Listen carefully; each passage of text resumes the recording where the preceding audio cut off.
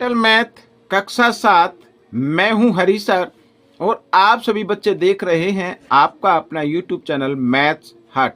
आज हम करने वाले हैं एक्सरसाइज यानी अध्याय 8 राशियों की तुलना का अगला भाग। प्रश्न नंबर 26 से आज हम करने वाले हैं। तो प्रश्न नंबर 26 मैं निकाल लेता हूं और उसका चित्र मैंने नहीं बनाया है क्योंकि हम मैथ में से ही करेंगे, मेंटल मैथ में से ही करेंगे। देखो ये रहा प्रश्न नंबर 26। इसमें लिखा कितने और वर्गों को छायांकित किया जाए, यानी कितने और वर्ग इसमें जो छायांकित किए जाएं। अभी तो इसमें आप देख रहे हैं 3 और 3 6 7 8 ही हैं। तो इसे पूछा कितने और वर्गों को छायांकित किया जाए ताकि 30% वर्ग छायांकित न हो। ठीक है, जो छायांकित नहीं है ना वो 30% के उसमें आना चाहिए। ठीक है, तो हमें करना क्या है, तो पहले आप इनको कुल यानी गिन ले कितने हैं टोटल।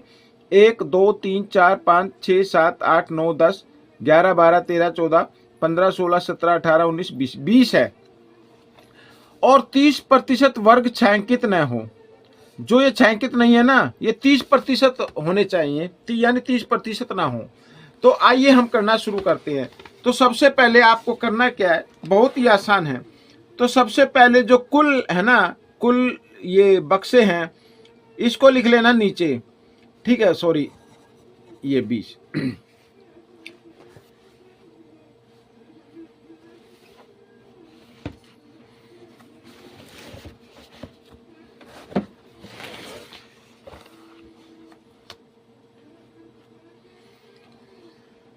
तो मेंटल मैथ कक्षा 7 मैं हूं हरी सर और आप सभी बच्चे देख रहे हैं आपका अपना यूट्यूब चैनल मैथ्स हट। आज हम करने वाले हैं अध्याय 8 राशियों की तुलना का प्रश्न नंबर 26। प्रश्न नंबर 26 क्या कहता है ये देखो आपके सामने है, ये रहा।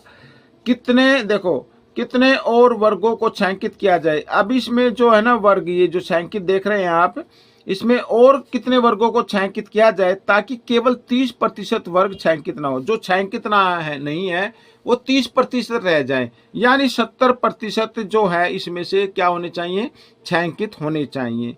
लेकिन हम इसी से करेंगे। तो सबसे पहले आपको क्या करना है, सबसे पहले आपको कुल यहाँ पर ये जो वर्ग है इनको आपको गिन लेना है।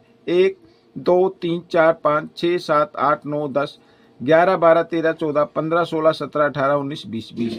तो 20 का 30% निकाल लीजिए आप, सीधा 20 का 30% निकाल लीजिए तो आपका आंसर आ जाएगा कि ठीक है हमें इतने वर्गों को छायांकित किया जाए। ठीक है, आइए करना शुरू करते हैं। तो ये रहा आपके सामने। तो यहाँ पर मैं बताता हूँ 20 का 30%। ठीक है, 30%। तो 20 का 30% कितना, 20 का के लिए गुणा का निशान, 30% का मतलब 30/100। इस तरीके से 1 0 से 1 0 1 0 से 1 0, 3 दूनी 6, यानी 6 वर्ग आ गए। कितने वर्ग आ गए, 6 वर्ग आ गए। तो इसका मतलब 6 वर्ग ये आपका आंसर रहेगा। आइए करते हैं प्रश्न नंबर 27। ये रहा आपके सामने, क्या कहता है। एक किसान अपनी गाय ₹15,000 में बेचता है, ये बेच दी भाई, तो उसे 50% का लाभ होता है। गाय का क्रय मूल्य बताना है। बच्चों क्रय मूल्य ज्ञात करने का फॉर्मूला मैं आपको बताता हूं, बहुत ही आसान है। ठीक है, जब विक्रय मूल्य दिया हो, लाभ या हानि हो, तो क्या करना, क्रय मूल्य ज्ञात करने के लिए विक्रय मूल्य गुणा 100 और नीचे लिखना है लाभ है तो लाभ जमा होता है। ठीक है, 100 जमा लाभ, इस तरीके से। ठीक है, ये आपको लिख लेना है। यहाँ पर 50% है तो आपको सिर्फ 50 लिख लेना है, क्योंकि प्रतिशत का मतलब बटे 100 होता है जो ऊपर आ चुका है। ठीक है, ये फॉर्मूले से आप इसको करेंगे। अब विक्रय मूल्य क्या है, विक्रय मूल्य है 15,000। ठीक है, और गुणा 100 और बटे 100 जमा लाभ, यानी 100 जमा लाभ है 50, इस तरीके से। तो आइए इधर लिख लेते हैं 15,000 गुना 100 और बटे 150 आ जाएगा। 100 जमा 50 150। ठीक है, अब 150 एकम 150, यहाँ पर रह गया 100 और 100 को 100 से गुणा करते हैं तो 10,000 आ जाता है। तो ये आपका उत्तर बन गया। गाय का क्रय मूल्य 10,000 रुपये है। ठीक है, प्रश्न नंबर 28 क्या कहता है, देखो प्रश्न नंबर 28 भी इसी तरीके से है, तो आइए करना शुरू करते हैं। एक व्यक्ति ने अपनी मोटरसाइकिल 5% हानि से 38,000 में बेच दी। ठीक है, 38,000 में बेची तो उसे 5% की हानि हो गई। तो मोटरसाइकिल का क्रय मूल्य बताना है। क्रय मूल्य बताना भाई, अब सीधा लिखेंगे क्रय मूल्य। मैंने बताया क्या, विक्रय मूल्य। विक्रय मूल्य कितना, 38,000 और गुणा 100, और नीचे क्या आएगा 100, क्योंकि हानि है, हानि घटती है तो 100 घटा हानि, हानि कितनी है 5, इस तरीके से। तो 38,000 गुना 100, और 100 में से 5 घटा देंगे 95 आ जाएगा। 19 का पाड़ा तो आता ही होगा, 19 पंजे 95 और 19 दूनी 38, यहाँ पर आ गया 2000। अब 2 5 से काट दीजिए, 5 एकम 5, 5 चौक 20, ये आ गया। ठीक है, 400 को 100 से गुणा करेंगे तो 4 को 1 से कर लो, 4 एकम 4, 4 को 1 से किया तो 4 एकम 4, 2 जीरो इधर है, 2 जीरो इधर है, तो कितनी जीरो आ गई, 4 जीरो आ गई। तो ये आ गया भाई।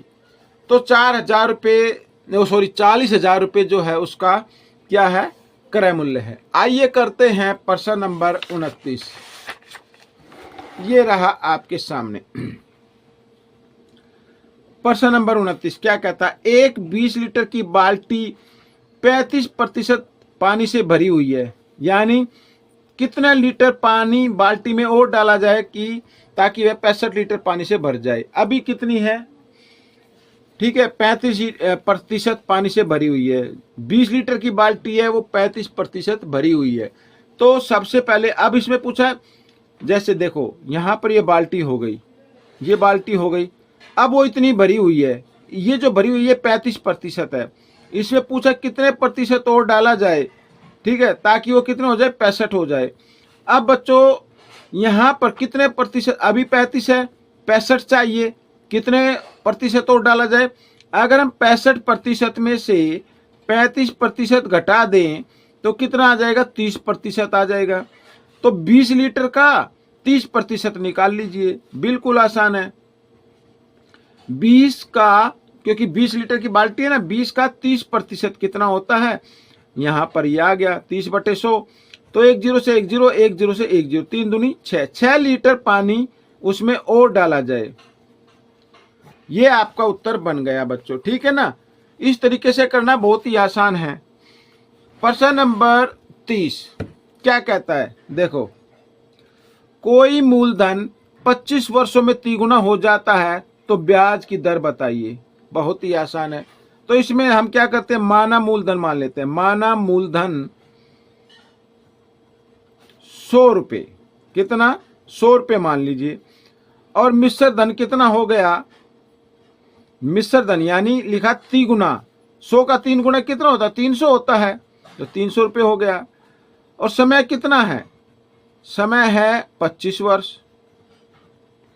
तो इसका मतलब ब्याज कितना लग गया, ब्याज कितना लग गया भाई, 100 का 300 हो गया, कितने रुपए ज्यादा मिले, 200 रुपये, तो ब्याज हो गया 200 रुपये का। ठीक है, अब हमें क्या करना, दर ज्ञात करनी है। दर ज्ञात करने के लिए लगा लीजिए। अब ऊपर क्या आएगा बच्चों, ब्याज, ब्याज गुणा 100, और नीचे क्या आएगा, मूलधन और गुणा समय, ये आ गया। 100 से 100 कट गया, 25 से कम 25, 25 अट्ठे 200। तो दर कितनी आ गई बच्चों, 8% आ गई। दर कितनी आ गई, 8% आ गई। ये प्रश्न भी आपका हल हो गया। आपको ये प्रश्न कैसा लगा मुझे जरूर बताएं, और इसमें से सीखकर दूसरे बच्चों को जरूर सिखाना है। देखो कोई भी प्रश्न है वो मुश्किल नहीं होता जब तक कि आप उसको प्रैक्टिस ना करें। अगर प्रैक्टिस करते रहें तो मुश्किल नहीं लगेगा, प्रैक्टिस छोड़ दी तो आपके लिए वो बहुत ही ज़्यादा मुश्किल हो जाएगा। अब हम मिलेंगे अगले भाग में, तब तक के लिए धन्यवाद।